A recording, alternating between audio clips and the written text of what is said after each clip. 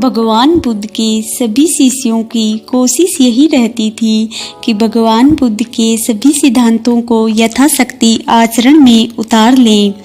साथ रहने वाले शिष्य परस्पर एक दूसरे के आचरण पर दृष्टि रखते थे और एक दूसरे के द्वारा कोई भूल होने पर दूसरा उसे टोक देता था।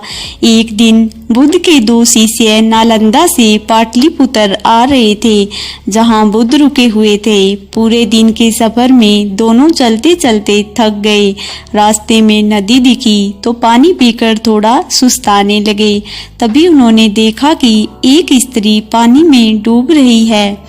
बौद्ध भिक्षुओं के लिए स्त्री का स्पर्श वर्जित माना जाता है। अतः एक ने कहा, हमें धर्म की मर्यादा का पालन करना चाहिए। लेकिन दूसरा बोला, मेरी आंखों के सामने कोई मर जाए और मैं कुछ न करूं, यह असंभव है। यह कहते हुए वह पानी में कूद पड़ा और स्त्री को कंधे पर उठाकर बाहर ले आया। दोनों की यात्रा फिर शुरू हो गई। रास्ते भर पहले भिक्षु ने दूसरे की खूब निंदा की और बुद्ध के सामने पहुंचने पर पहले भिक्षु ने पूरी बात सुनाते हुए कहा, भंते, इसे मैंने काफी रोका, किंतु यह इस भीषण पाप को करने में तनिक नहीं हिचकिचाया। बुद्ध ने उसकी पूरी बात सुनकर शांतिपूर्वक पूछा, इसे स्त्री को कंधे पर बाहर लाने में कितना समय लगा? उत्तर मिला, 15 मिनट। फिर बुद्ध ने पूछा, उसके बाद तुम लोगों को यहाँ तक आने में कितना समय लगा? उत्तर मिला, यही कोई 6 घंटे।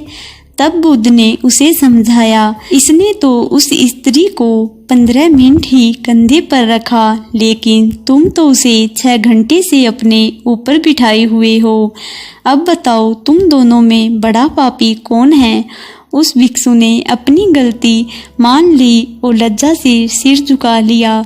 कहानी का सार यही है कि सदैव सद्विचारों और खुली सोच का समर्थन करना चाहिए। बौद्ध धर्म में पर स्त्री स्पर्श से आशय यह है कि हमें किसी भी पराई स्त्री को अपने मन में नहीं रखना है, उसके प्रति कोई गलत विचार मन में नहीं आने देना है और उसे गलत दृष्टि से न तो देखना है और न ही स्पर्श करना है।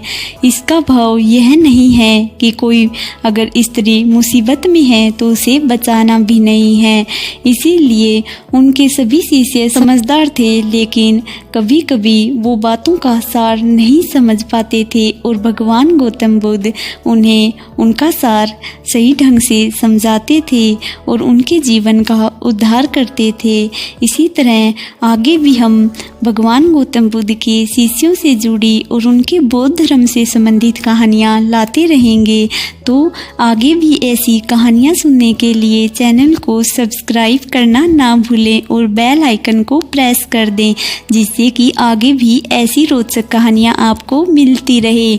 अगर फ्रेंड्स आपको हमारी कहानी पसंद आई है तो वीडियो को लाइक भी कर दें और जैसा कि हम आपको अपनी हर वीडियो के एंड में बताते हैं, आप खुद भी मुस्कुराइए और दूसरों में भी मुस्कान बांटते चलिए, जिससे कि ये मुस्कान की सीरीज आगे बढ़ती रहे और मुस्कुराने की ये सीरीज पूरी दुनिया में फैल जाए, जिससे कि एक दिन पूरी दुनिया मुस्कुराए। तो फ्रेंड्स आज के लिए बस इतना ही। अगली वीडियो में फिर मिलेंगे। धन्यवाद।